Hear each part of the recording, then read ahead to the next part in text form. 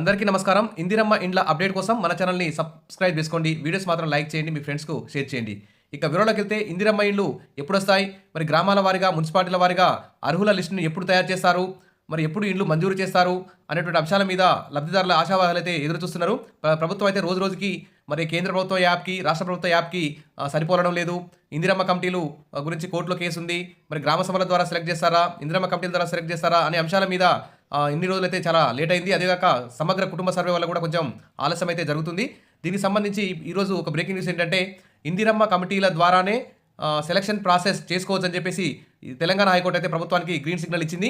ఇక గ్రామాల వారీగా, పట్టణాల వారీగా, మున్సిపాలిటీల వారీగా ఇందిరమ్మ కమిటీల ద్వారా ఈ ఇందిరమ్మ ఇళ్ల అర్హుల జాబితాను అయితే త్వరలోనే తయారు చేయనున్నట్టు తెలుస్తుంది. దీనికి సంబంధించి ఇందిరమ్మ ఇళ్ల సర్వేకు పైలట్ జిల్లాలు ఎంపిక చేయడం జరిగింది. అంటే గత సంవత్సరం డిసెంబర్, జనవరిలో ప్రజాపాలనలో ఇందిరమ్మ ఇళ్ల కోసం అప్లై చేసుకున్నటువంటి దరఖాస్తులన్నింటినీ ఇప్పుడు పైలట్ జిల్లాలని సెలెక్ట్ చేశారు. కొన్ని జిల్లాలను సెలెక్ట్ చేశారు. ఆ జిల్లాల్లో ప్రతి దరఖాస్తు చేసుకున్న ప్రతి దరఖాస్తుదారుని ఇంటికి స్వయంగా వెళ్ళి అధికారులు పరిశీలించి అతనికి సొంత జాగా ఉందా లేదా, రేషన్ కార్డు ఉందా లేదా, అతనికి ఇల్లు ఉందా లేదా, అతను కిరాయికి ఏ రకమైన ఇంట్లో కిరాయికి ఉంటున్నాడు, ప్రతి అంశాన్ని కూలంకుషంగా ఒక వివరాలన్నీ తీసుకొని ఎవరు అర్హులు కాదు అనేటువంటి అంశాలతో మరి ఇందిరమ్మ కమిటీల ద్వారా సెలక్షన్ చేయడానికి ఈ పైలట్ జిల్లాలను అయితే ఎంపిక చేయడం జరిగింది.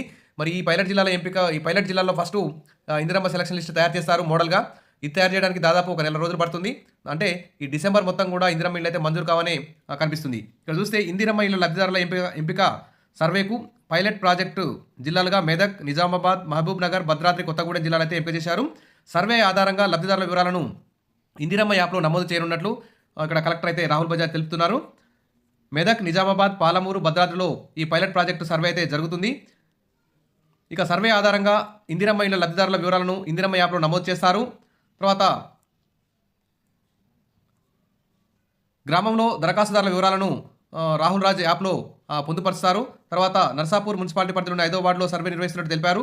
ఈ విధంగా రాష్ట్ర వ్యాప్తంగా ఈ 4-5 జిల్లాల్లో పైలట్ ప్రాజెక్టుగా సర్వేని అయితే నిర్వహించి ఎవరు అర్హులు కాదు అనేటువంటి విషయాన్ని పైలట్ ప్రాజెక్టుగా ఫస్ట్ మోడల్గా సెలక్షన్ లిస్ట్ తయారు చేస్తారు. తర్వాత రాష్ట్ర వ్యాప్తంగా అన్ని జిల్లాల్లో కూడా ఈ సర్వే మొదలుపెట్టి ఆ దరఖాస్తులు ప్రజాపాలనలో అప్లై చేసుకున్న దరఖాస్తులన్నింటినీ పరిశీలించి వ్యక్తిగతంగా ప్రతి ఇంటికి సందర్శించి అర్హులా కాదని ఒక లిస్టు తయారు చేసి ఇందిరమ్మ ఇల్లు మంజూరు చేస్తామని చెప్పేసి చెప్తున్నారు. దీనికి డిసెంబర్ నెల మొత్తం కూడా పట్టే అవకాశం ఉంది.